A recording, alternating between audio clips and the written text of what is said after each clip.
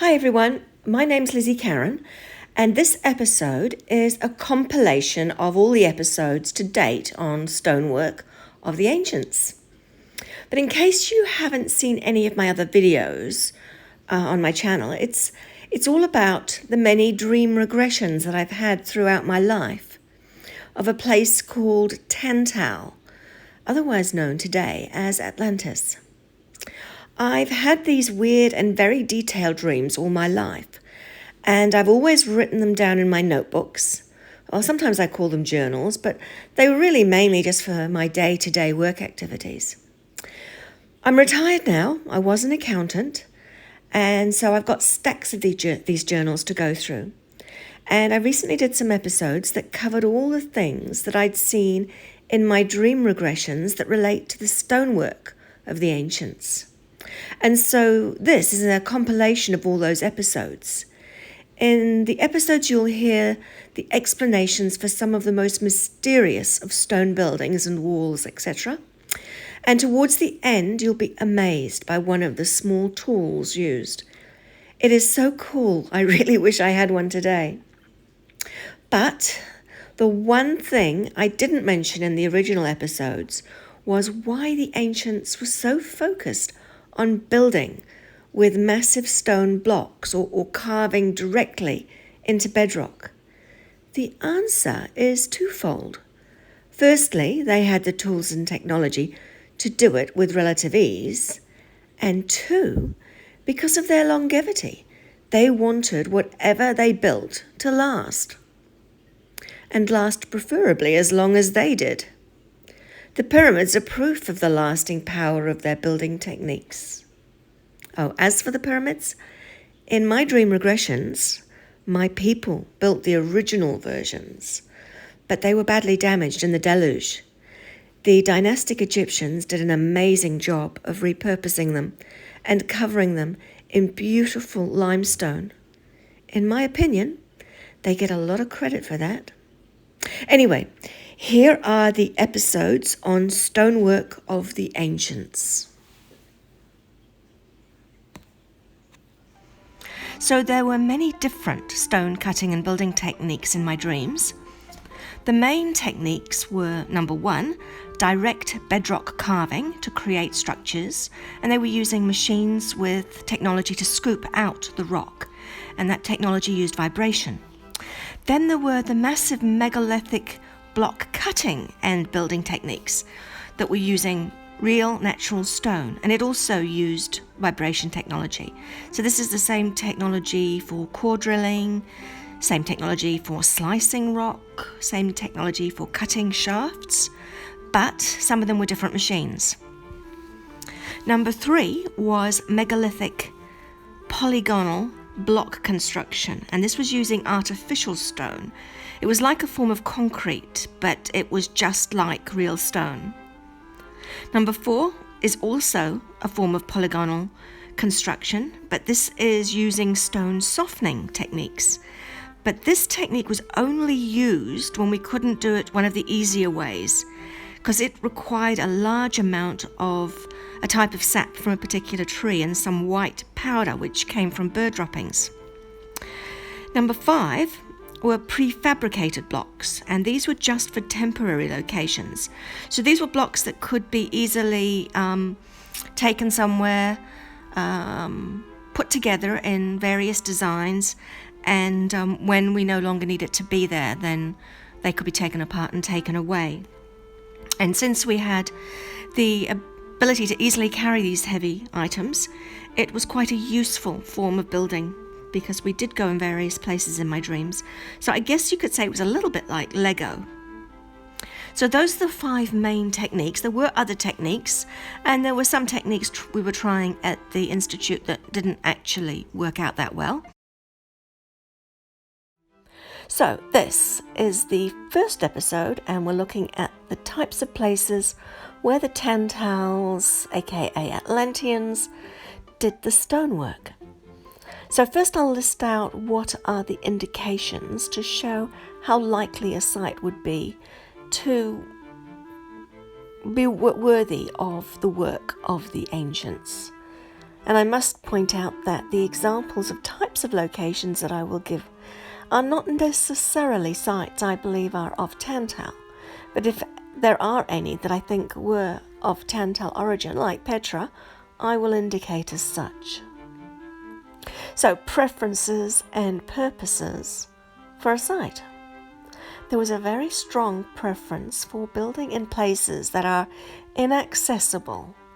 So, examples of the types of places are, number one, basins that are nestled between mountains or inaccessible valleys, in gorges as well. So a nice example of that is the Ihlara Valley. It's in Cappadocia, which is a place where I'm pretty sure the ancients would find very interesting in general. The next type of location are the ones that are on top of inaccessible rock formations like mesas and buttes or even islands. So examples of this are Aleppo Citadel. I'm quite sure that I have seen that in my dreams, not with the same things built on the top of it, however, but it just looks so familiar to me.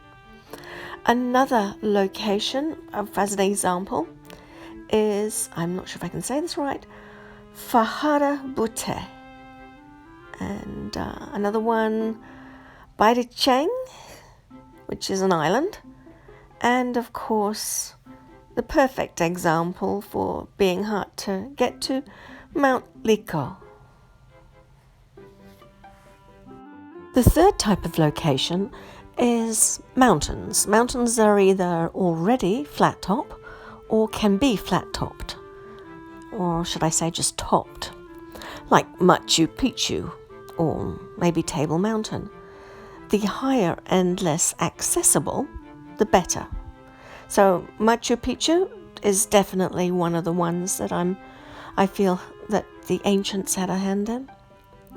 Anyway, the fourth is bedrock areas which are next to fresh water, like Giza, which, as you already know, I think the ancients have had a hand in, and Lake Titicaca, which also I believe that the ancients have had a hand in.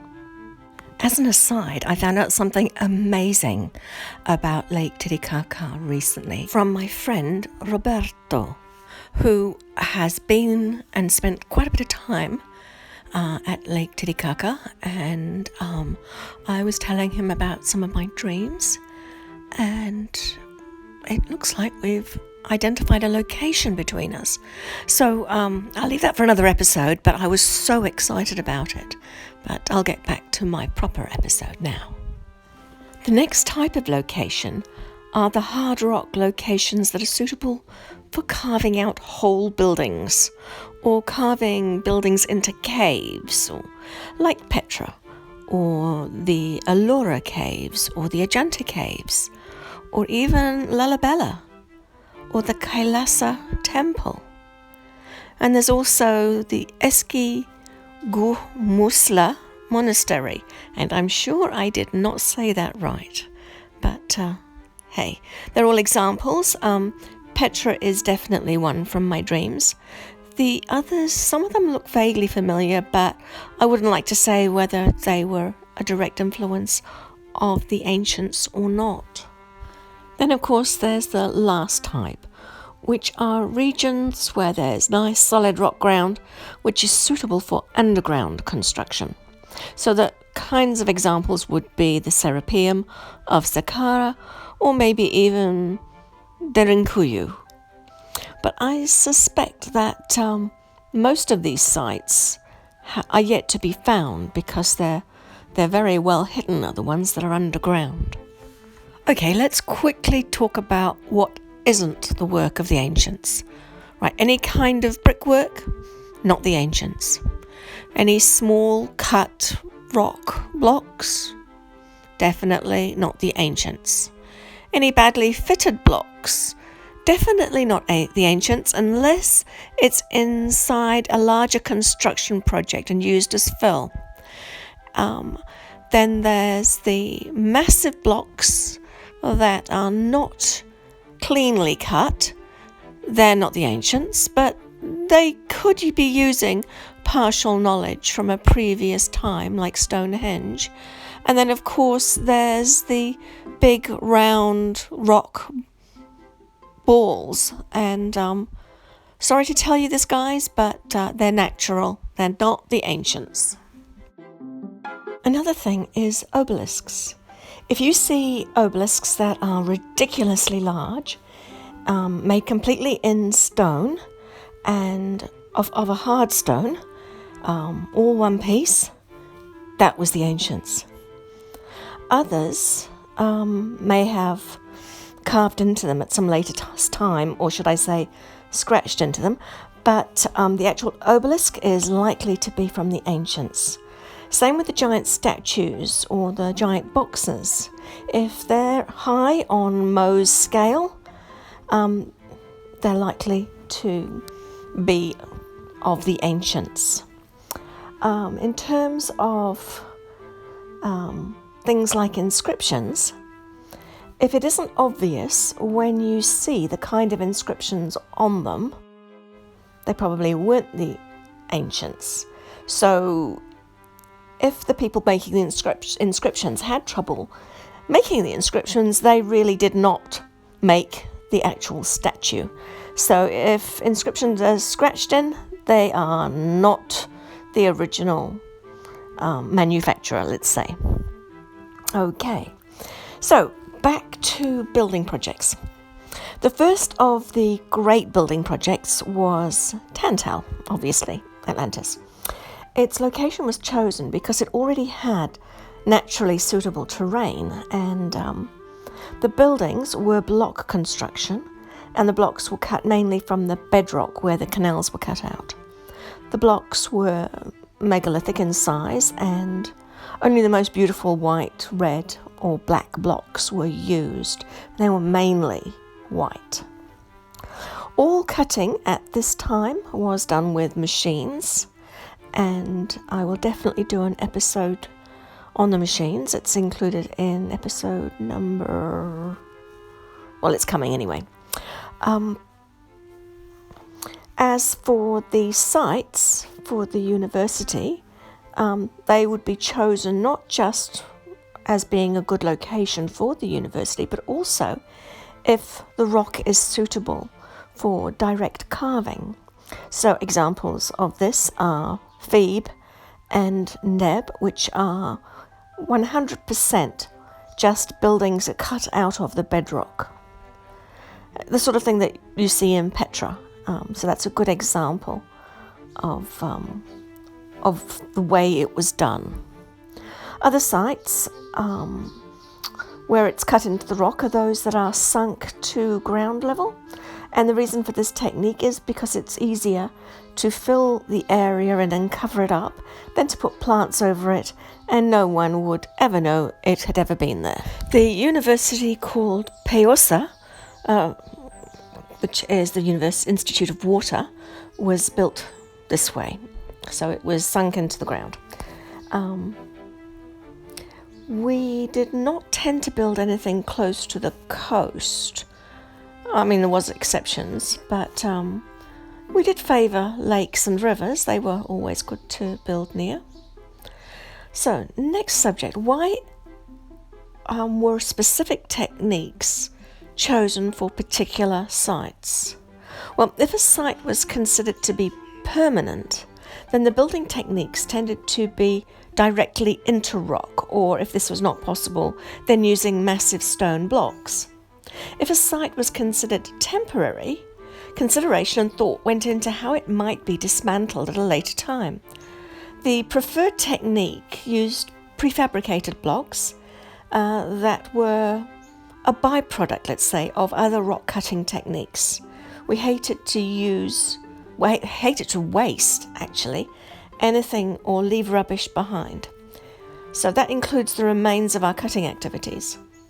And there were some machines that did both the cutting and the removal of waste all in one go, whereas other machines, it had to be a separate process. But I'll discuss that when I get to the machine episode.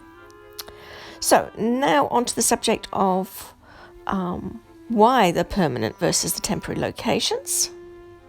So obviously all the institutes plus Tantal itself were permanent, whereas the temporary locations were for things like the animal retreats, the places, the holiday places where people would go in order to meet animals. Like, let's say I wanted a cat.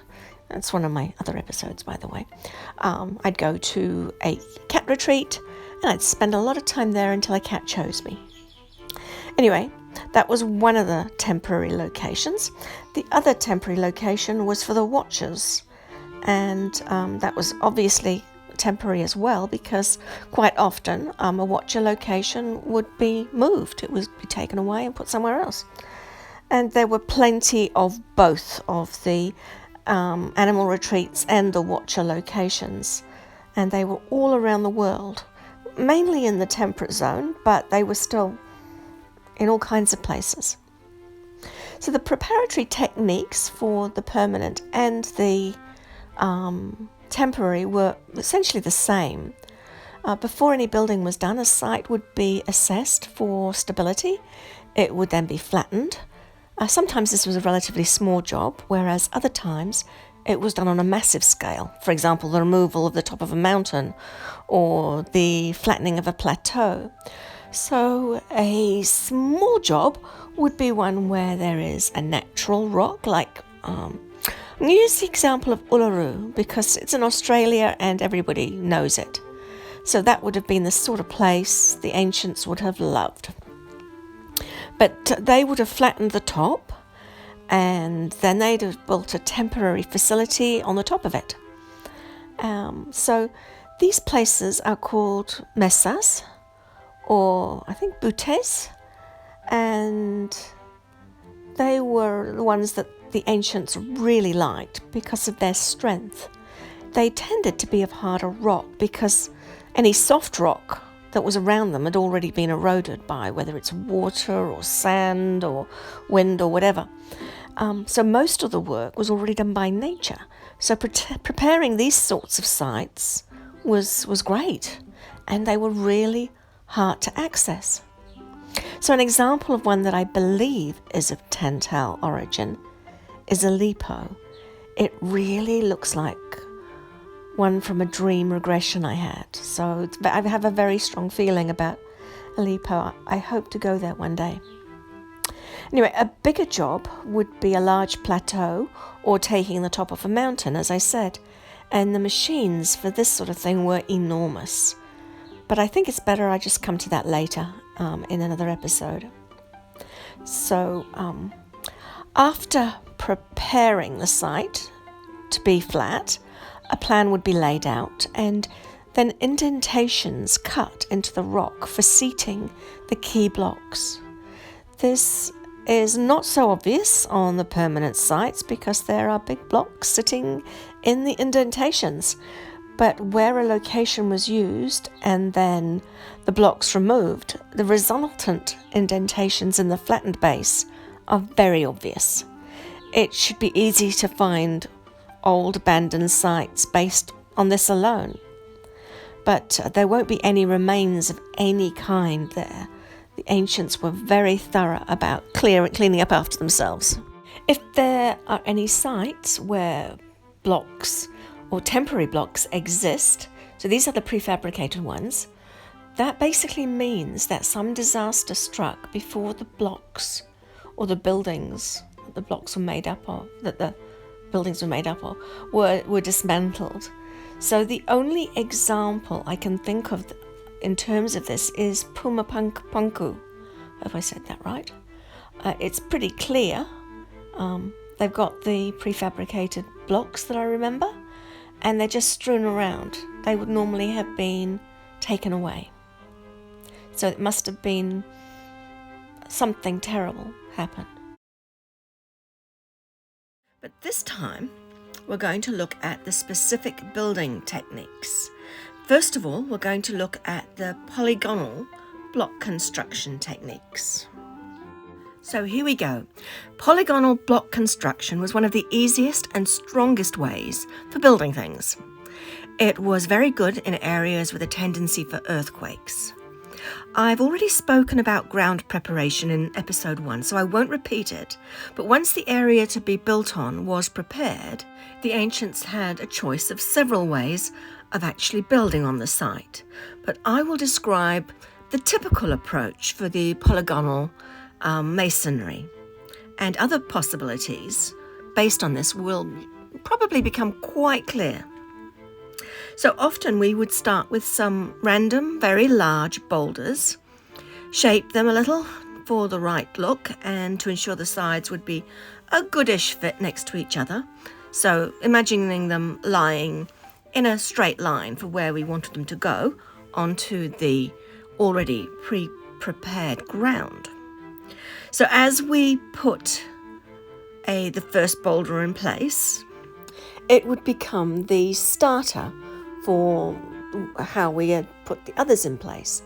So if you have a look at the example that I've used in the picture, you'll see that I've coloured in blue the boulder that would be the one that would tend to start with. So I just chose this site because it had a lot of really good examples of what I want to talk about. So once we've got the first boulder in the right place, and it's a nice big solid starting point, then we can prepare the next boulder. And once we get that one ready to put it into place, we would use a softening agent on one side of the second boulder. And once it had softened the area sufficiently, then the second boulder would be put in place and pushed hard against the first boulder.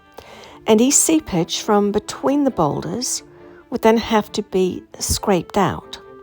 To ensure the boulders do not stick, so a membrane was used to make it easier, but if no membrane was available, then the boulders may simply be parted while the wet one dries, and then once dry, it would be put back in place. This process would be done again and again until the base level was completed. So it was basically using genuine natural blocks, softened on one side, and just added to the base. So added to, then added to, and then added to. Okay, until there was the full bottom level completed. Now, I've mentioned a couple of things already, which I have to come back and touch on. So if you want a description of what the membranes look like and how they were made, you need to let me know in the comments section, because I can do an episode on that. The membranes are quite interesting, but I suspect that some of the later civilizations didn't actually have that facility available to them. And the other thing that I want to go back to is the point that I made about when the stone softening was used. They pushed the stones together, and sometimes some of the softened area would protrude out. So basically it would squish out between the blocks. So they didn't want that there. So while it was still soft, they would use a ruler, kind of like a ruler, or something that they could scrape that part of the rock away. And this can be quite clearly seen in many places.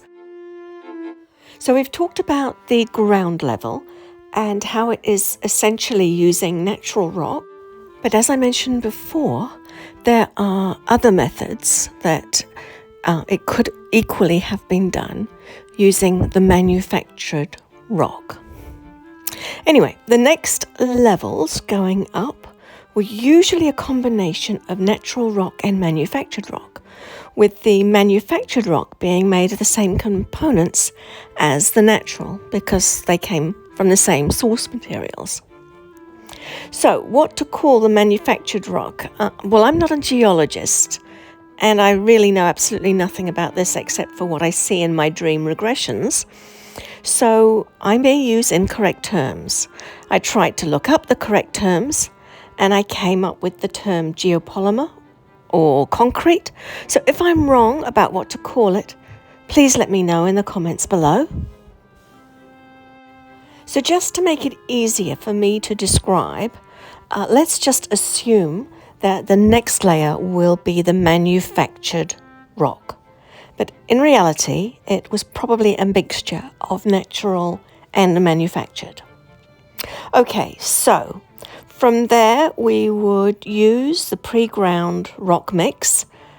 There were agents added to it, but I can't tell you what they were, because I simply don't know.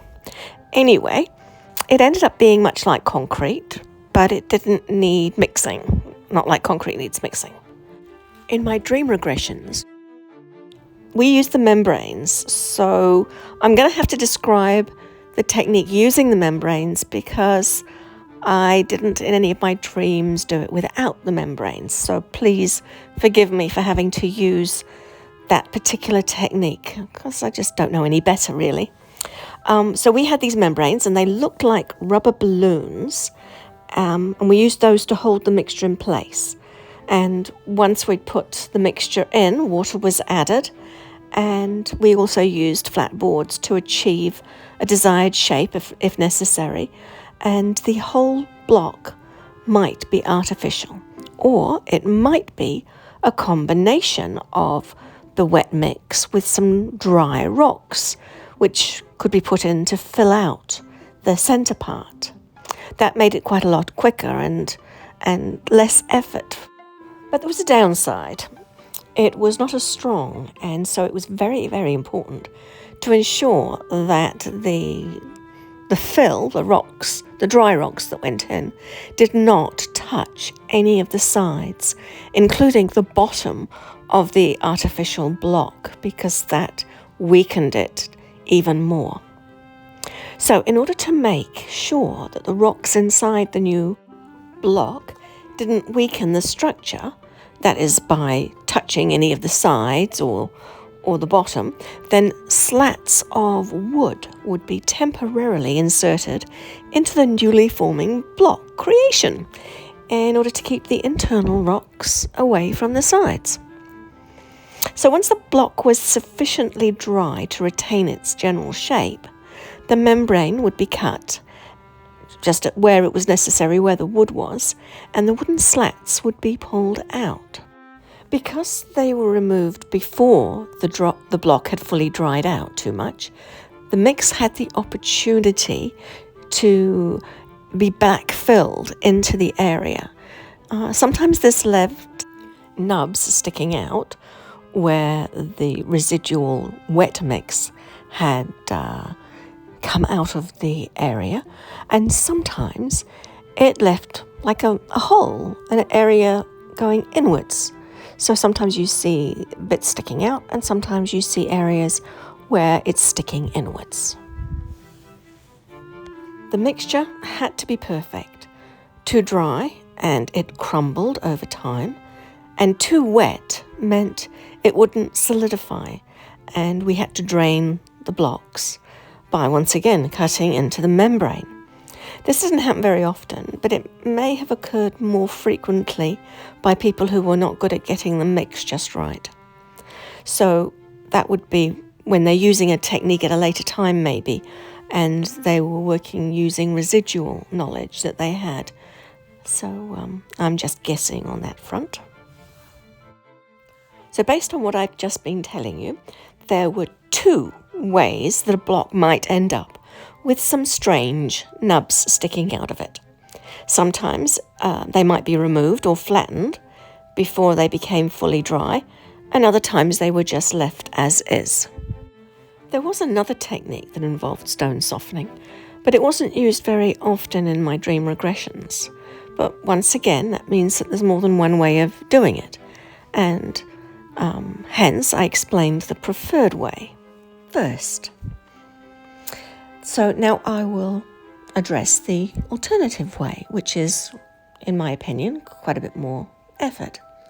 So the boulders would be roughly shaped to plan as per the first process that I described, but instead of switching to the manufactured blocks as you work your way up from the base level, all the sides were softened and then placed.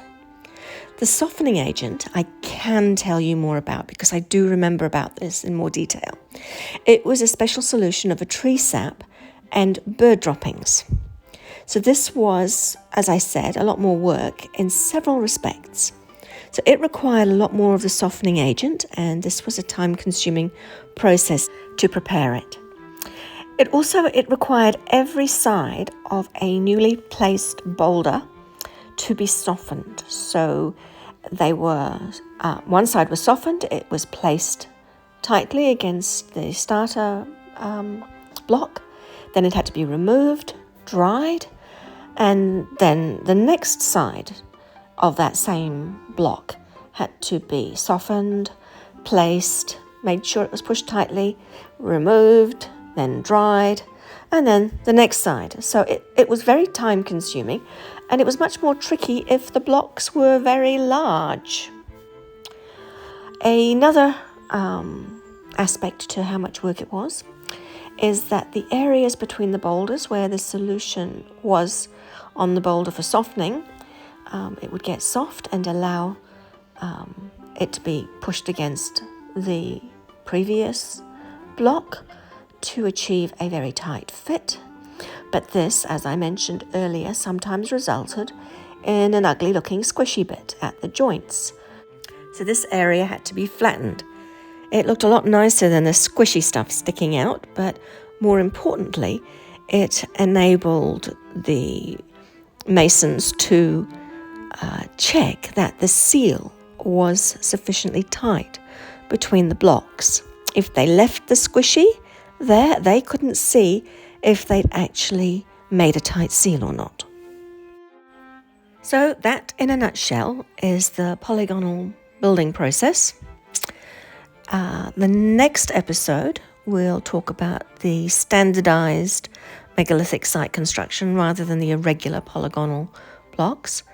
But they were similar in some ways. By the way, I do realize that the large polygonal block construction is also often megalithic. So I did realize that. It's just, I should have said that at the start. I didn't. Never mind. One of the interesting things about megalithic-sized blocks is that you can travel all around the world and find similar examples of massive stone blocks. In the last episode, we talked about the massive polygonal blocks, but this time we're going to talk about the more standardized blocks that look like they've been cut, or in fact have been cut. So very large blocks, and usually cube or rectangular sized. These are the ones that we're going to look at. You may ask, why do I bother to differentiate since they're all basically giant megalithic blocks? But there was a different mindset between the polygonal construction techniques and the straight block construction techniques. And that's really what I'm getting at. So I think it'll all become clearer very soon once I start explaining. I'm sure you'd all like to get to the point where I tell you about the various machines used, but that's probably going to be in another episode because first of all, we have to start where you start, which is the planning phase. So block sizes were planned out in detail so that the exact block might be cut. I'll come back to the planning phase a bit later, and I'll just step into the quarry right now. With two techniques for quarrying the rock that was being cut to size. So large chunks were removed from a quarry by drilling strategic holes, filling the holes with an expanding substance, and when done correctly, a large piece could be removed. Then this could be cut to size. Alternatively, a machine was used to scoop out the rock around up the part of the ground that was required to be taken out, and this was commonly used for when an obelisk or a statue was required, so that the exact dimensions could be just removed from the bedrock. And this technique is a bit more wasteful, but it is necessary when it came to doing the obelisks and the statues. but not so much necessary when it came to just getting blocks for building purposes. Once quarried, the natural stone blocks were cut to size using the machines. And yes, these are the machines that are going to come soon. I'm going to explain them to you, I do promise. But right now, we've got to come back to the planning stage. I just touched on it earlier, but now I've got to get down to the nitty-gritty because this is really the important bit. So planning is the key. So at first, a three-dimensional plan was drawn up so that non-conventional shapes within the structure could be catered for. So weight distribution and stress being an important part of the consideration when putting together this plan. Hence, there are non-conforming sizes of blocks. So let's pretend we are planning a pyramid structure. We establish what we want it for and therefore what components, rooms, shafts, accessways, etc. would be required. Next, we plan these components as if they are standalone. So we plan them as if they're able to cope all on their own with weight distribution of the roof and any specific changes in building materials and relative strength are included in the plan. Then we add into the plan any security aspects like sealing off a particular area or waterproofing another area or making part of it airtight. These are all possible aspects required of parts of the building. Then the resonance factors would be taken into account if resonance or vibration figures into the operation of the building, which it often did. Again, looking at modelling the design in terms of stress and testing with these standalone models. For example, what would happen in an earthquake. The next part of the plan involves putting the standalone component parts together in the plan and seeing if they affect each other or if they can be compatible in a way that it doesn't prevent any of the components from doing what it's supposed to do. So once that, basically a juggling act, is done, and once again go through the modelling of the stress testing, etc., then we can look at how we put together the structure around it. Now, the structure around it, it's for protection and it's for weight distribution, so that it basically protects the component parts within the building. It provides an ability to ensure that there's no additional stress on those components, and it also provides a buffeting area. So, for example, for the resonance or if there was electricity distribution and those sorts of things, or any kind of pressure. So it basically is designed around those factors. I'm probably pointing out the obvious, but everything that I've said so far is a massive oversimplification of the whole thing. It's a bit like, how do you explain the colour blue to someone who's never seen the sky? So we've covered the functional aspects of the building, and now we're moving on to the protective parts of the building. So they are planned in a completely different way. The protective parts, obviously, are planned around the functional aspects, and one has to calculate the size of the outer structure that's required to sufficiently protect the planned components. And then looking at any aspects of the functional part that will go through the protective part. Let's say it's things like shafts or accessways, that sort of thing. So still on the subject of the protective aspects of the building, so that's the buffering area, the shell, and basically the structure that gives strength to the component parts within. At this point, we will have a plan that shows the exact dimensions of every block that makes up the structure including the type of stone it needs to be. So looking at this plan that we've just created on a level-by-level basis, you would see that some of the blocks required need absolute precision, and other blocks can be cut rough, and yet other areas of the plan may only require fill. And then, of course, you've got to decide whether or not they're all going to be cut blocks, or if some of those blocks are going to be manufactured. Either way, the plan will specify that, and more importantly, it will specify the order in which the blocks are laid. I have many dream regressions of my time at the Building and Mining Institute, and most of them are a lot more exciting than what I've just described. But in any situation where you want to do something properly, you've actually got to go through some of the boring bits before you get to the interesting bits. So I'm sorry to have put you all through all that planning, but it was necessary. And when I come to telling you some of the actual dream regressions that I've had during my time at the Building and Mining Institute, it's so much fun. I think I had a lot of dreams about that because it was so enjoyable to me. Okay, so let's get back to those pyramids. So we're now at the point on our imaginary pyramid building project that we have a detailed plan and a stack of raw materials. So what's the next step? Well, that's to make sure that we have a good foundation.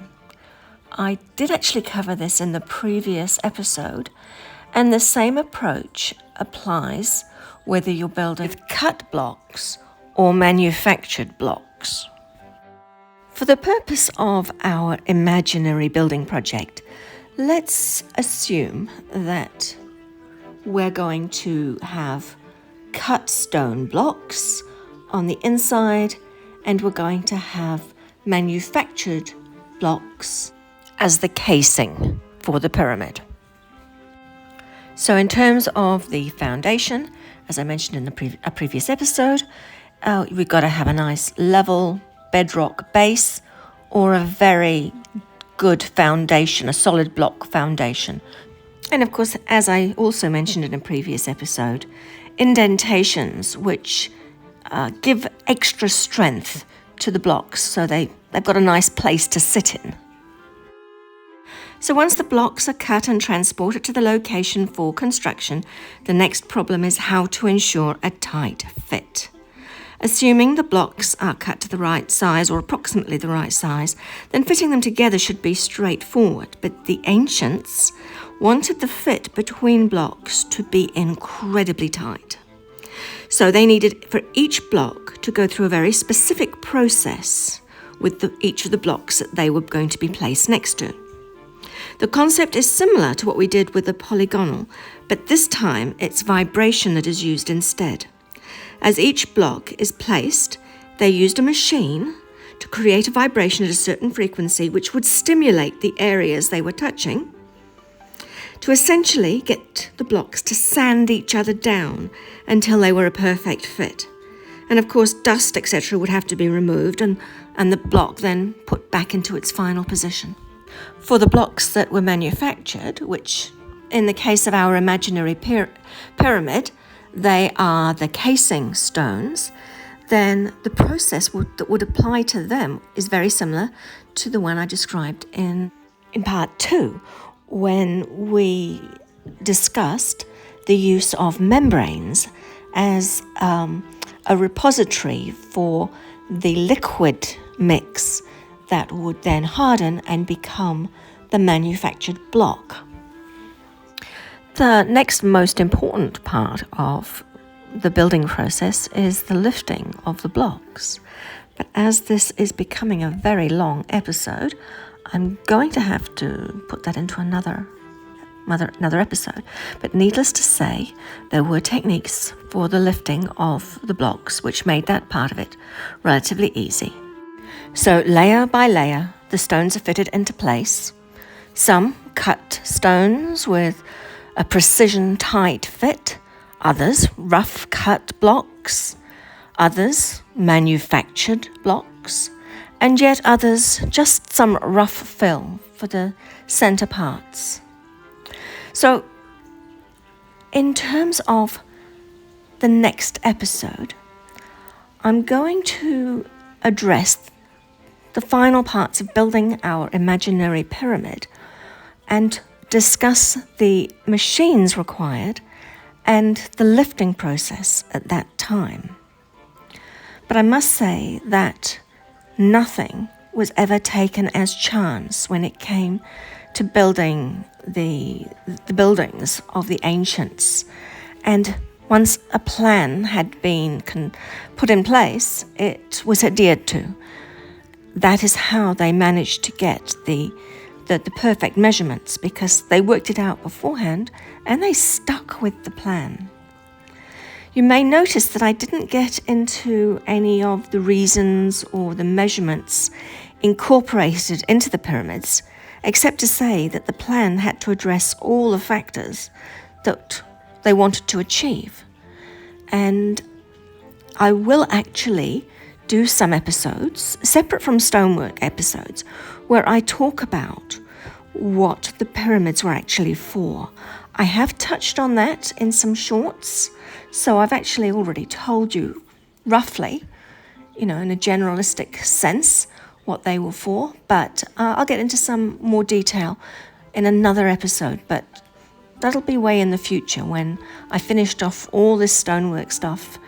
And I've also got quite an exciting episode to put together for you on a dream that I had about the schist disc, or the disc of Sabu. So there's lots and lots of stuff yet to come, which I think you'll all find very interesting if you can manage to wade through some of my explanations. There is one more thing I'd like to mention before I end this episode, because I've been asked about it by lots of people, and that's about rock melting. Now, I didn't see much rock melting on a large scale in any of my dream regressions.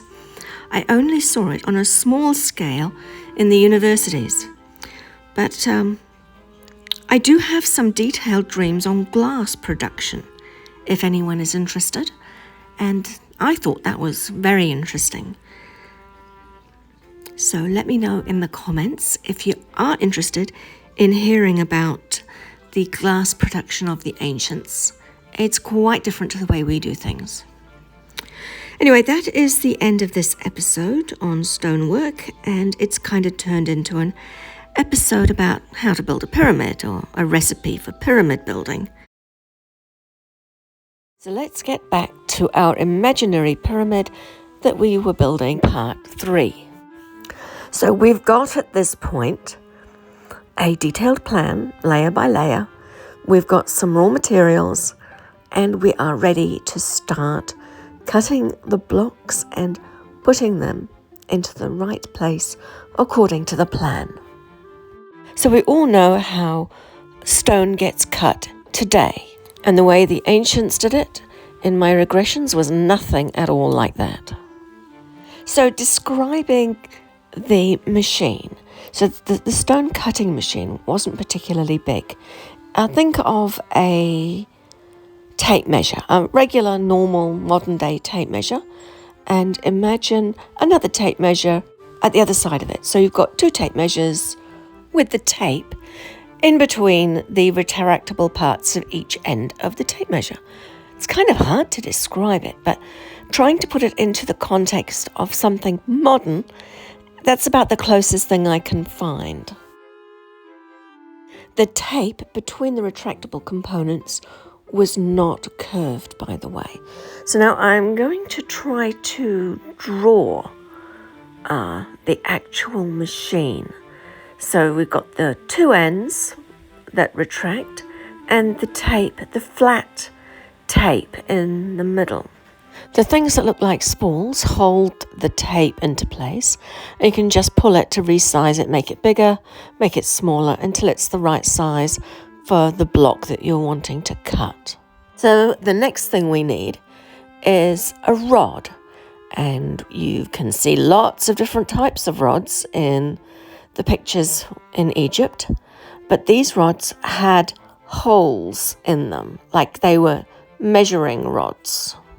So we need 2 of these rods, 1 for each side of the device. I apologize for the quality of my diagrams, but hopefully I'm getting the message across. So each of the rods go in one end of the device. So you'll see the arrows pointing downwards where the rods would be placed.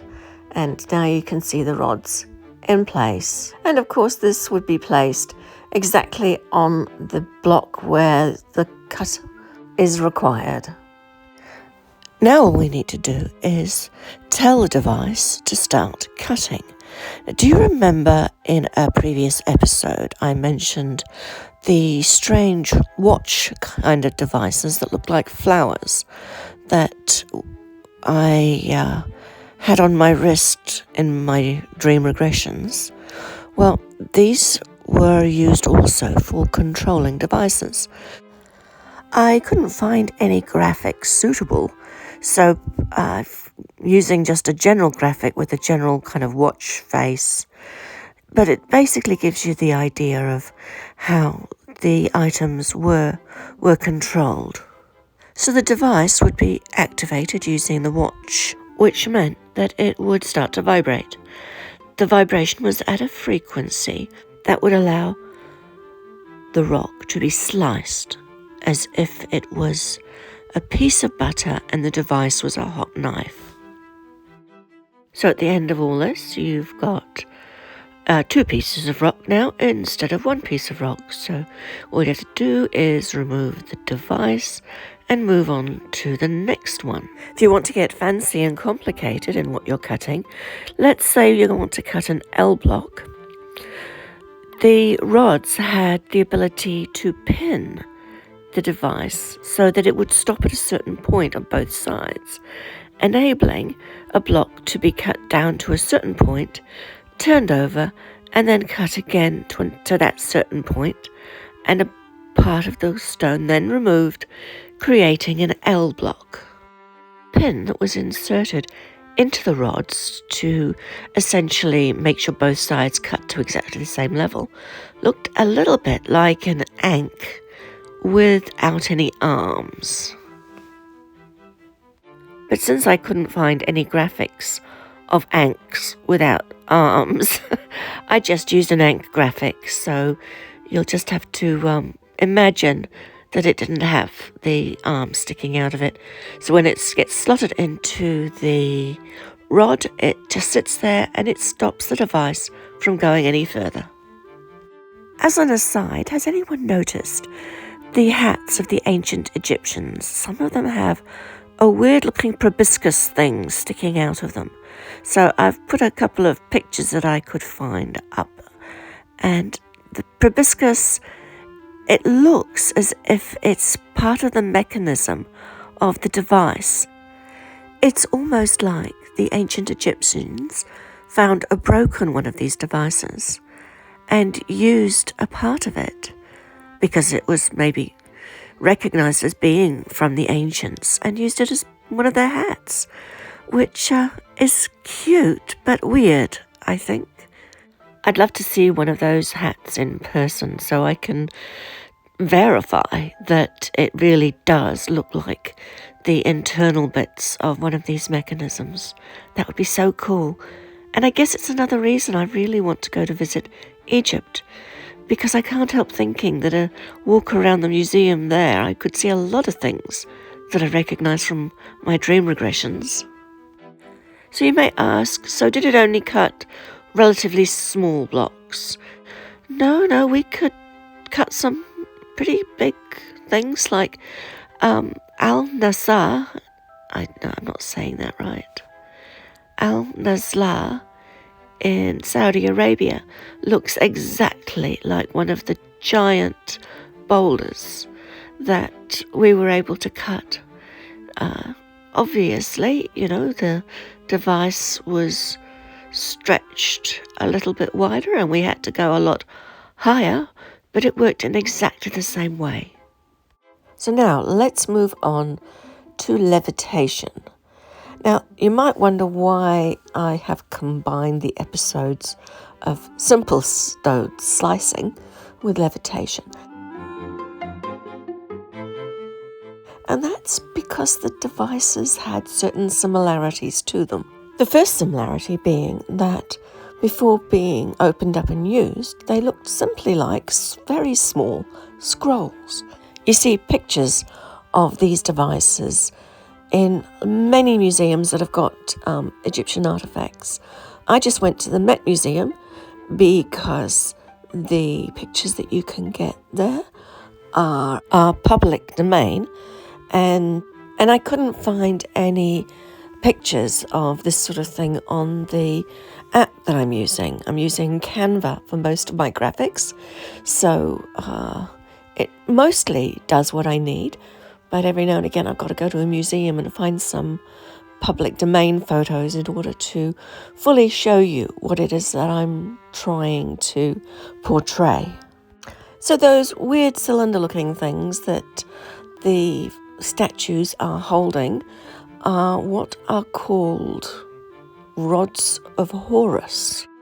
They're also called the wands of Horus, which makes them sound a lot more magical. And also they are called healing wands. I can't tell you what we called them because I can't actually remember. I'm so sorry about that. By the look of the statues, I would say that the ancient Egyptians considered them symbols of power. By that I mean regal power, so that a pharaoh would have one of these because a pharaoh is important. In some of the statues, you see them holding one in one hand, as in the picture that you can see now, or you see them holding two. In the picture that I found, which is now showing, one of the people in the statue is holding another device that looks exactly like what I was talking about earlier with regards to the clips that would go inside the rods to hold the mechanism to a certain point before cutting. Some of these rods on the statues look flat-topped and others looked kind of sausage-shaped. But I assure you they are all the same device. If you've listened to my other episodes, then you may remember an episode on flying and the technology around that. So the rods that go around the waist for flight are basically the same technology. So let's get back to block levitation, shall we? So we'll start with these wands.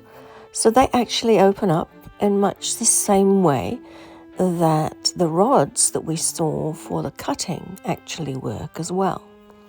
So these items look like they're just one rod, but when they are opened up, they are essentially two rods with paper-thin, very flexible alloy, I think it is. It's kind of metal, but it's bendable and soft between them, scrolled very tightly. You can pull them open and you will have this very thin paper-like wafer, let's call it a wafer, that you can place underneath the stones for levitation. Ideally, you'd have two of these for a block. You could possibly do it with one, if the other end was a wheelbarrow, I guess, but no, let's just assume two of them.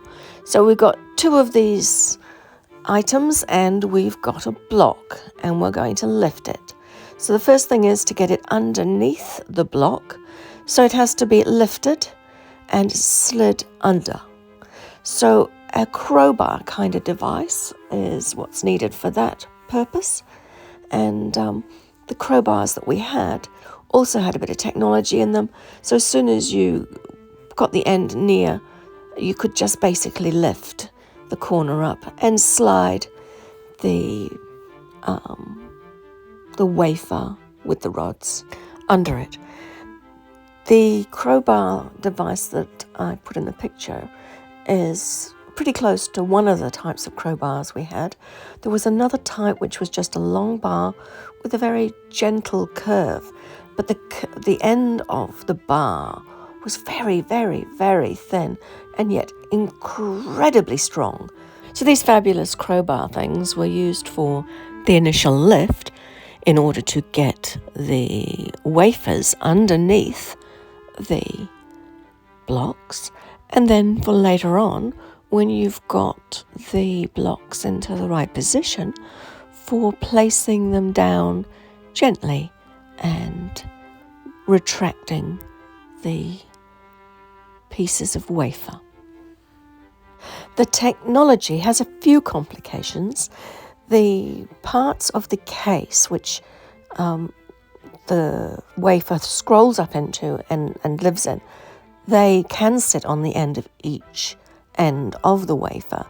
They give the communication in terms of activating and deactivating the actual wafer. But once activated, they are not necessary to continue with the use of the wafer. So you can actually remove one or both ends.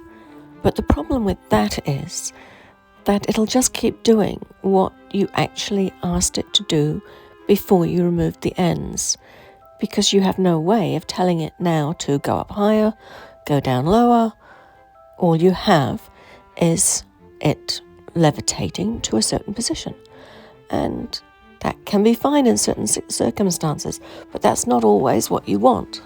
So without at least one of those end pieces, we're unable to use the watch kind of device, the thing that I mentioned before with the petals on it, no longer able to use that to control the wafers for the levitation, whether, to get it go up and get it to come down. So as you can guess, when it comes to placing the block onto our imaginary pyramid, at least one end of the device has to be removed. And the frontmost piece would then be controlling the gentle lowering of the block as it's pushed into place, and one of the special technology crowbars will then finally fit the block into a very tight position on the pyramid. I almost forgot to mention how we achieved the forward momentum. It's really very, very easy.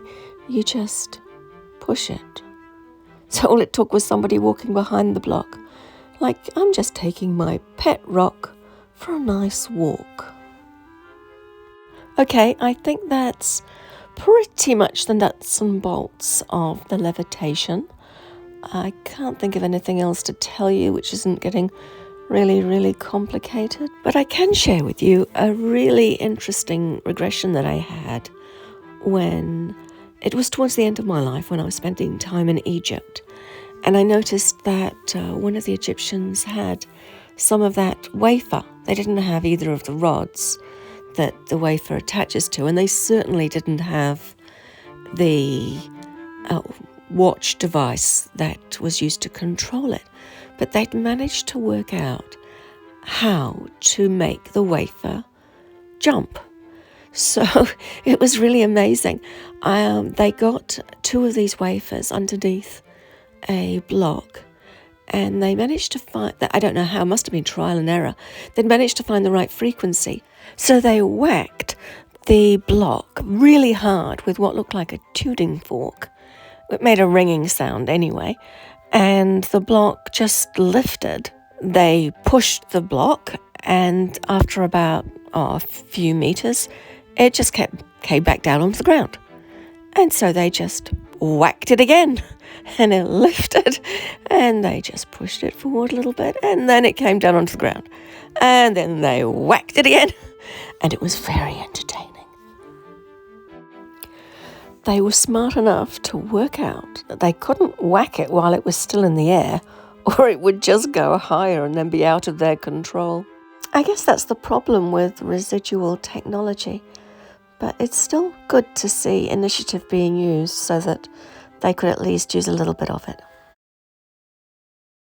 So this time we're going to be looking at massive monster machines of the ancients. These are the machines that made the buildings that are of hewn stone. So those are the buildings that are just basically cut out of rock. So you take a big boulder and you carve it out until it's a building. So that's what I mean about hewn stone. So in this episode, I'm going to describe the 3 most monstrous machines that I remember from my dream regressions.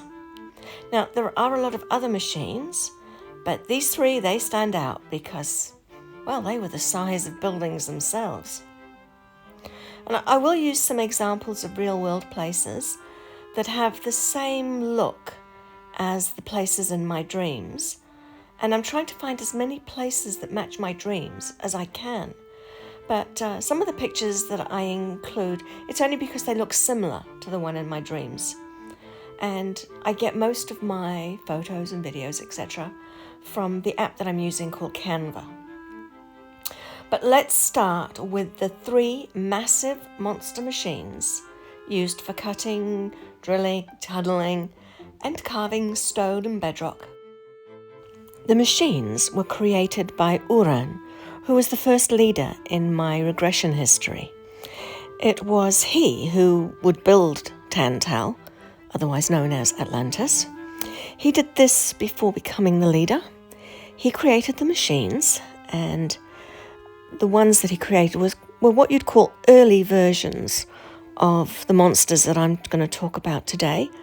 And he used them to carve out the canals and the tunnels and the buildings, etc., of Tantal, or Atlantis. So the machines were called, well, they each had a name. The first one was called Cotier, which kind of made me giggle when I was a kid because it sounds so much like Cartier. But yeah, anyway, that's by the by. The second one is called Ogier, and the last one is called Aigier. And so those are the 3 machines. So there was Cotier, Ogier, and Aigier. Cotier and Ogier were very similar, but Aigier was a bit different because it operated underwater. So they all essentially worked the same way and used the same technology, which was through vibration. But the one that worked underwater looked a little bit different and had a few slightly different parts to it, but essentially they were all the same sort of machines. I'm going to focus on just one of them because the other 2 are pretty much the same. So the one I'm going to concentrate on is called Ogier. And this machine can scoop and carve at a speed and accuracy which is absolutely fabulous. So what does this machine look like? Well, let's start with the fact that it starts off looking like a box, just a regular, everyday, massive box of 2 stories high and almost as wide, metallic, and, well, it doesn't bounce up and down at all. No, it's more like just a metal box, but a really, really, really big metal box. So now in the picture, we've got approximately the right person to monster dimensions, relative dimension, I should say. And you can see that it's a big metal box. So as I mentioned before, it starts off at about 2 stories high. Now I say starts off because as the things that do the work come out of it, it kind of gets taller and wider, and yeah, so it's when it's active, it's bigger. In my dream regressions, I'm operating one of these beauties from relatively nearby, not too close, but not too far away. I can see everything it's doing quite clearly, and I'm giving it instructions using a flat screen. Now, this looks a little bit like an iPad, but it's like one piece of smoky white crystal. And I do wonder sometimes if some of the things from the real world kind of seep into my dream world, because it's just uncomfortably like an iPad. Not that I use an iPad, I just use my iPhone, but this device, it's just got that same feel about it as an iPad. Once it starts working, the first thing that happens is the top opens up, and what looks like a round ball on a stalk comes out. It kind of looks like a cross between a head and an eyeball. And then another one comes out, and another one, and another one, and another one, and there's just heaps of these round things on stalks, and they can move around quite freely. They can go up, they can go sideways, they can fan out. So it gives the machine a wide range of viewing and measuring capability. I'll come back to how the eyeballs are used shortly, but right now I'll just continue on with the description. The next thing to pop out of the machine looks like an arm with an ice cream scoop on the end of it. And then another one will pop out, and another one, and another one. Now, clearly my diagrams are lacking because the ice cream scoop should be attached to the machine. So they should be appearing out of the machine, but my diagram doesn't show that.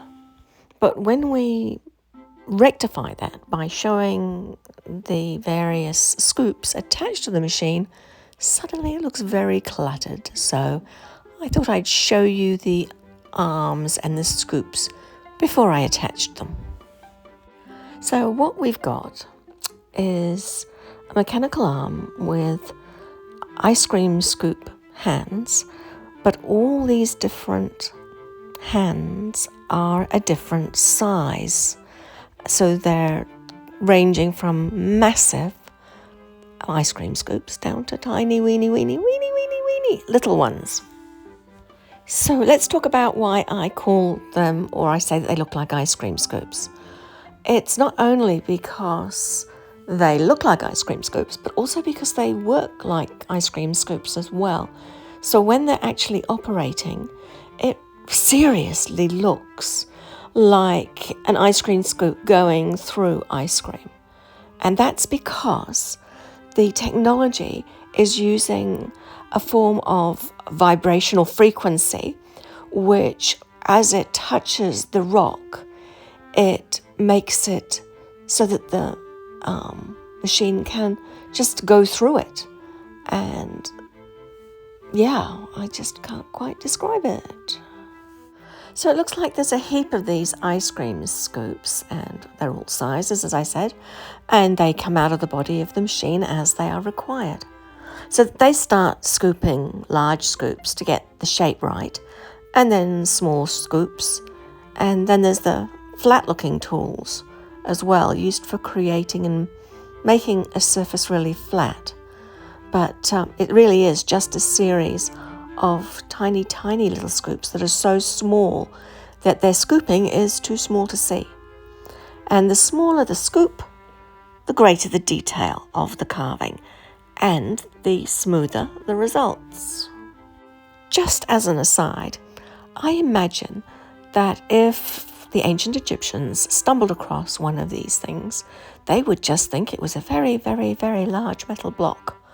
And they would probably put some inscriptions on it and dedicate it to some god or some pharaoh. And yeah, that's what I think. Anyway, that's just an aside. So now I'm going to show you some pictures of places where I think that these machines could have been used because they have the right look about them. So I'm going to take you first to the unfinished obelisk in Egypt. I'm sure you all know the size of these great big pieces of stone, but look at the way they're scooped. Look at on the body of it. You can see literal scoop marks from where the machine has been removing the rock. Now, obviously, they stopped doing this before they used the tool that makes it nice and flat. But when you look down the side in particular, the machine was able to just reach in because of the extended length of the arms of the device. So it could just reach into very, very small areas and scoop out the rock. And it was operating to very precise measurements. So it could do exactly what it was required to do. And you can actually see in this particular photo an area which has been flattened and the scooping marks have been removed. And if you go underneath this object, you'll see more scooping marks. And it's really, really hard to imagine how they got into these very, very tiny areas if they were just using the hitting it with a rock method. I don't doubt that it could be done that way, but I do doubt that it would leave these sorts of impressions, and I would also doubt that anyone would be bothered to put in that much effort for so little result. Yeah, I can't even begin to imagine how long it would take them to actually carve something like this out. And it's not just Egypt that's got things like this. Let's move on to Balbeck in Lebanon. There's some amazing sized things there that you just cannot begin to imagine them creating using copper chisels and hitting things with another rock. I look at it that way because in my dream regressions, I've seen it done in such an easy and straightforward way that to me, it just seems hard to believe. Back onto the subject of the magnificent machine. There was so much more that they could do, but I'll leave you to use your imagination on that. But the picture that you're looking at now is the ceiling of one of the caves, or one of the buildings, I should say, in Petra. This is a close-up, well, relatively close, and you can see the handiwork of this type of machine that I've been talking about. And another picture here from Petra at the front of one of the buildings, showing how flat and smooth the end result can actually be. Now let's move to some ceilings in some other caves. These ones are in India, I think, and it's just the sort of thing that these machines would be carving out.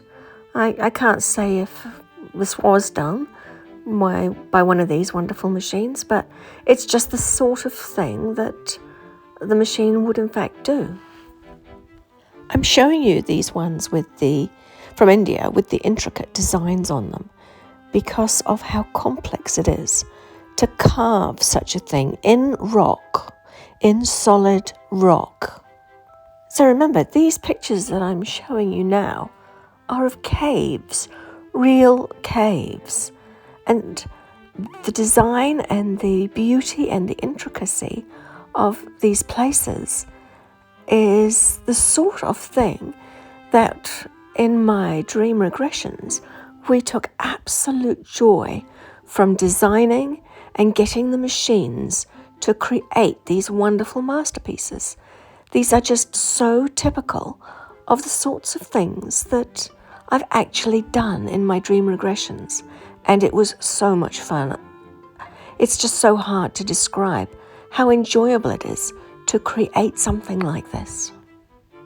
I could just keep going for ages, finding examples from around the world that look like the sort of work that we did in my dream regressions. But I think the most important thing now is to actually give you a feel for how the work was actually done, so that now that you can see the sort of work that we did, you might be thinking, well, how was it done? So I will start by describing the work that, as a person, I was doing, not what the machine was doing. I think you've got a fair description of what the machine does. So now I'm going to take you actually into one of my dreams. So this dream is actually from a time when I was a student, learning how to do all this stuff and being introduced to handling the planning side, because the planning was probably the most important aspect of the whole thing. So the first step was to use a series of lasers, or at least I think they were lasers, to measure out the specifics of the area to be carved. And I bet you've already guessed what part of the machine was doing that, those head-like eyeball things. So they would work out the exact specifics of the area, and you're able to use that as a kind of baseline on which to do your design. In this particular dream, I don't actually see the machine being put in place, but in other dreams I do. So inbuilt into the machine is actually the levitation principle, so that it can be raised up and actually moved easily from where you've had it in storage to where you're actually going to be doing the work. But that wasn't actually in this dream.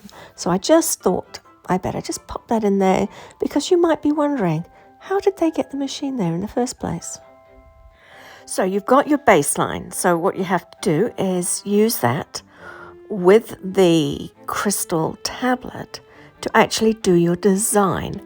Now the language and everything, it all looks weird in my dreams, but it's symbols and colours and lines, and you just seem to fiddle with it. And I'm making a mess of describing this, but it's just so hard to describe. But anyway, the end result is you come up with a design, and that's on your crystal tablet.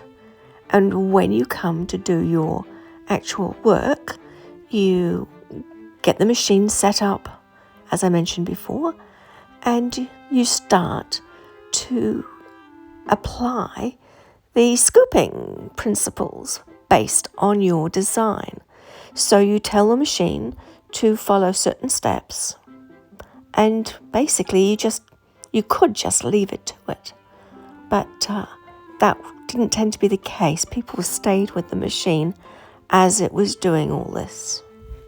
You'd imagine that this would cause one awful mess, bits of rock and dust and rubbish everywhere. But that actually wasn't the case. What happened was that as the vibration touched the rock, it somehow managed to powder it. I can't quite describe, but the machine had incorporated into that scooping little arm thing a suction, and it would pull into the machine the leftover rock, and most of the bits of debris just went straight into the machine. There was very little dust that was left over. So the dust and residue would go into the machine, and along the way, as enough of this stuff got gathered up out from around the back of the machine, would come a reconstructed block. And the block that came out was dependent on what the settings were that you asked it to manufacture. And then at the back of the machine, awaiting, were pallets for these blocks to drop onto. And the pallet was basically self-levitating. And when the blocks, we're talking about big blocks here, by the way, really big blocks. When they went onto the pallet, then that block was then available to be taken away and another pallet put in its place for when the machine was creating another one of these great blocks, manufactured blocks. So in this particular dream, I've been working on an area that looks very much like Petra. In fact, it stunned me the first time I saw photos of Petra, because I really, really felt that I had been party to that beautiful place. So just to summarize, so the scooping and carving machines that we had used kind of vibratory technology to make it easier to scoop out specific areas, and that same technology was used for slicing rock, which I discussed in the previous episode, and it was very similar technology when we were cutting shafts straight down into the bedrock. Different type of machine, but it was very similar technology, and similar technology also for core drilling. But this time we're looking at tunneling, shafts, tube drilling, and a few other little things that I couldn't quite sneak into the other episodes. So tunneling. This isn't too different to the previous episode, except one of the monster machines has much larger scoops. So this is the machine called Cotier. So it's the one that is specifically designed for tunneling, and it's so much better at the whole process, whether it be horizontal tunneling or tunneling on a gentle incline. But remember, these were really, really big machines. I feel at this stage that I should really apologise for my graphics. They really aren't the best, but hopefully I'm getting the message across and you get the gist of what I'm actually talking about. So do you remember the metal box with all the big ice cream scoops in episode 5? Well, this is what I'm talking about again, except with this particular machine, the scoops are a lot bigger. So coming back to these ice cream scoops, well, this was really scooping on a massive scale. The scoops operated using a frequency vibration that as the scoop touched the rock, it turned to powder, where it touched without any drilling or scraping or grinding. It was simply like if we're looking at big tunnels going through ice cream. Not so great for the smaller tunnels. So there were handheld devices that worked in the same way using vibratory frequency principles, but they actually created quite a bit of a mess when you used them, whereas the big machines, they sucked out all the residue as they went along. Okay, so let's move on to shafts now, because they were very popular and they were generally designed to be within an actual structure. So much like elevators are today, but they operated on different principles. So it was assumed everyone had their own device for ascending and descending, so elevator boxes weren't needed. It was just another access way, like a hall, but it was a vertical hall, not a horizontal hall. So people would just walk along a normal hall, come across a shaft, and they would use their devices for their levitational devices for going up or down from the shaft. And it never really entered anyone's heads that we needed boxes to go up and down in, as we do in today's world. In many ancient sites where there are shafts, The original building that sat over the top of them is long gone, and so all there is left is this big hole in the ground. Shaft cutting was a bit different to all the things that we've talked about before, because these were just square or rectangular shapes that went straight down. And what was required to achieve this was a metal square. And it wasn't very big or very complicated. In fact, it just looked like a frame. Most of the frame was about 2 to 3 inches high. So this picture that I'm showing you now is about the best representation of what it looked like, but without the legs. So it was just a frame. One of the amazing things is this frame could just be folded up and put into a box. It was surprisingly lightweight, and it could be resized. You could make it into whatever size square you wanted, and then you would just lay it on the ground. It would basically start to vibrate and would just slowly sink into the ground. So it would just kept vibrating at the right frequency, that it's basically sliced through the rock that it was sitting on. And the controls we had made it possible to be very exact as to where it stopped, so that it would vibrate down to a certain level and then just stop. We were able to then pull out the metal frame and start on the next stage. So essentially, this metal vibrating frame was really like a cookie cutter, because it cut into the rock as if it was dough making a cookie or a biscuit. So once we'd removed the cookie cutter, then we needed to be able to remove the actual core. And for that, we placed a similar sort of device. It was a ring, and this ring just looked like a bangle, a regular bangle.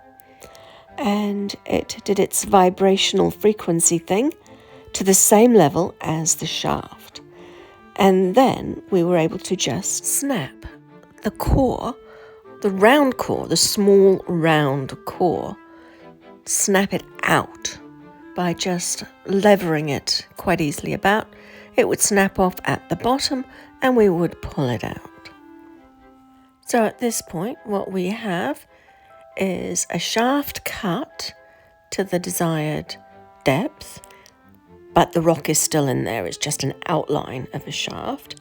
And we have a tube drill size hole also to the length of the shaft with the actual tube removed. So it's hollow. That small part in the very center of the shaft is hollow. So at this point, we can send in some of the standalone ice cream scoop devices on a long arm so they can be lowered down into the hollowed out tube area, and at the bottom they can carve out the base based on the directions we give it. I don't know why this is important, but when halfway through the scooping, we would pull out the ice cream scoop devices and we would put in some small cubes, very strong weight-bearing cubes, into the half of the shaft that had been scooped out. The ice cream scoop devices are then sent back in to finish off the scooping on the other side of the shaft. Sometimes at this point, the block seems to be leaning ever so slightly to one side. But anyway, the scooping device is finally removed and replaced with what looks like a 3 or sometimes a 4-pronged harpoon. The device goes into the core hole and the prongs flatten out against the cut floor. So this is the device which, when activated, levitates the block out of the shaft. The end result is now a fully formed, very neat shaft and a large block with a tube hole cut all the way through it. Some of these blocks were quite useful actually, especially in areas that needed a conduit. So I've described the most straightforward of the shaft making techniques, but there are other complications when shafts are cut horizontally, for example. It's more like tunneling, but the same technique can be used for doing it on a horizontal basis. There are a lot of complications with that, including the setting up of various stands and things to hold the devices in place. And of course, getting the rock out afterwards. But I'm not going to go there today. Now that I've covered all the various aspects of the shaft cutting, I think it might be obvious to everyone how a single column of rock is created. It can be done this way, or it can be done also horizontally, but the technology is basically as I've just described it. If it's not obvious, then let me know in the comments below, because that way I can clarify it. Based on all the episodes that you've now heard, hopefully you've heard the previous ones as well, you will probably have formed an idea of how the massive statues were created. I'll just quickly cover that because it's important to note that they were cut in situ. So, quick summary. The massive blocks needed for the statues were cut out from the bedrock using the scooping machines. They were scooped all four sides, and then once that was done, the scooping machine went under the block until there was just a small neck of rock remaining at each end. Then two support blocks were put in at each end. The rock that was left attached to the bedrock was then removed. So essentially, this giant piece of stone is then just sitting on two supporting blocks. It was then easy to just put in the two levitating scroll rods and lift out the block. The block would then be taken to the location where the carving would take place. And that's where the carving machines, which generally were smaller versions of the machines that we've already described, would be given the design for what was to be carved and pretty much left to it until the point where the polishing would take place.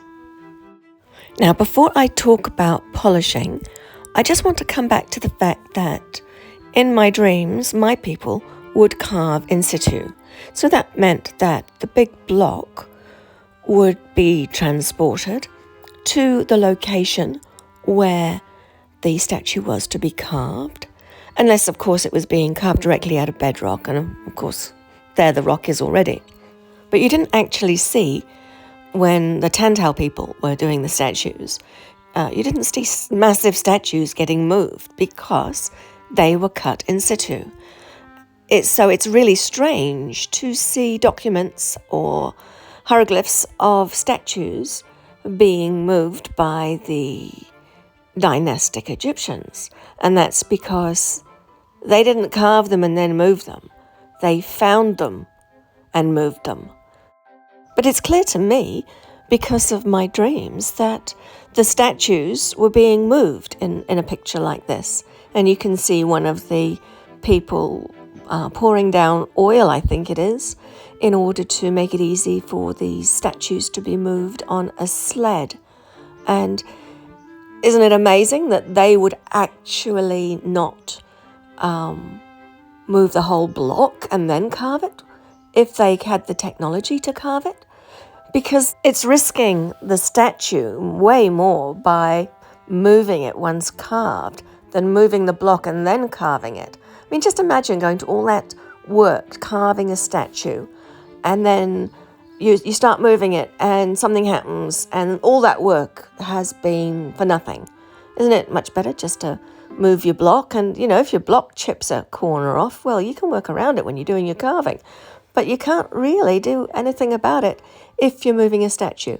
So the statue moving, that is utter nonsense. And it's just so totally illogical. So let's talk about polishing now.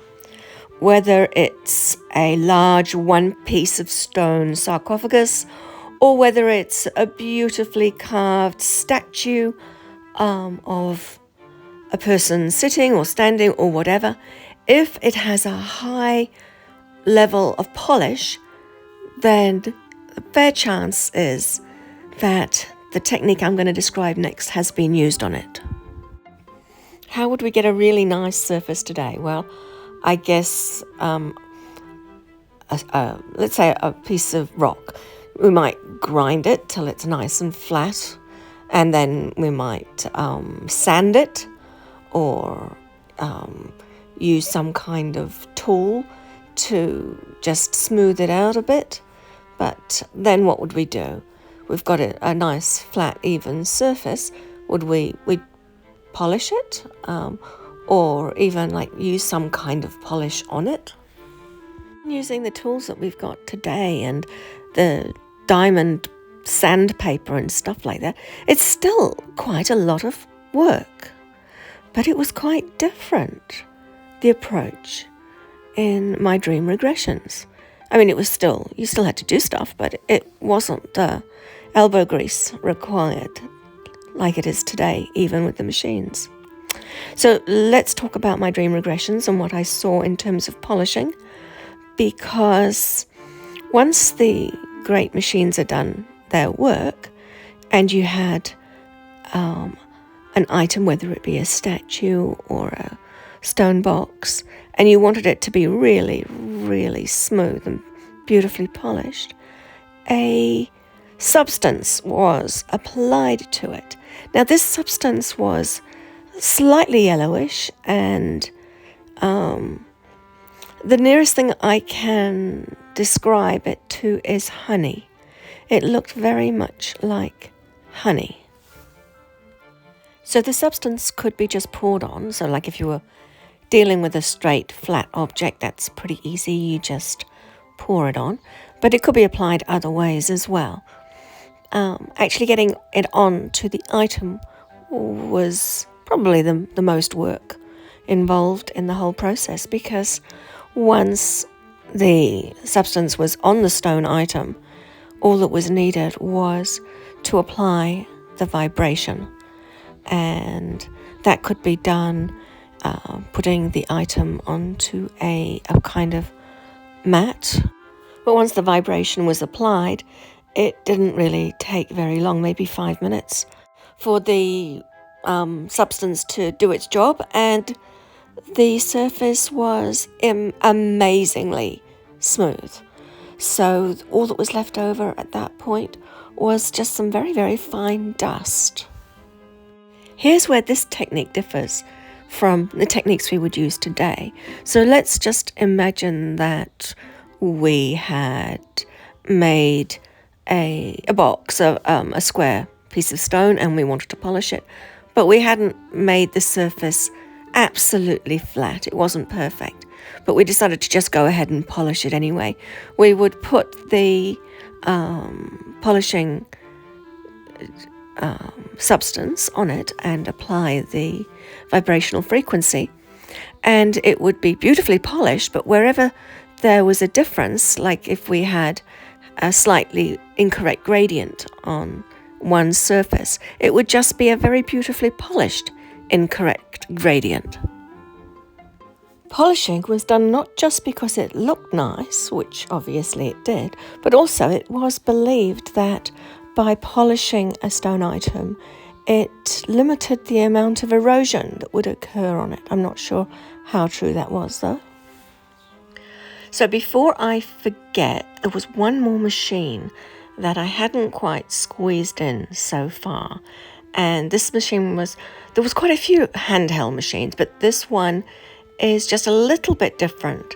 Most of the other handheld machines are just like small versions of the big machine, but this one was, if you imagine a rod, any kind of stick in fact, and then on that rod you put the ice cream scoop devices that we talked about, but you make those devices so tiny, and you make them all in a line.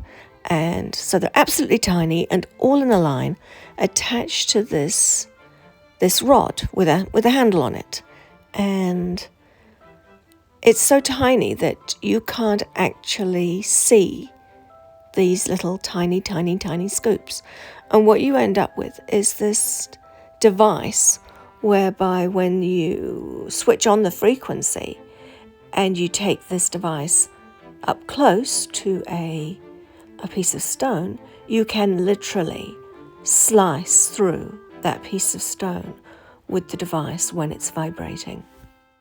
Well, that's quite a rabbit hole you've gone down with me today, and I've covered pretty much most of what I know at a fairly high level of the stone working techniques of the ancients. If you have any questions, you can just put them in the comment section at the bottom, and hopefully I'll catch you in another episode.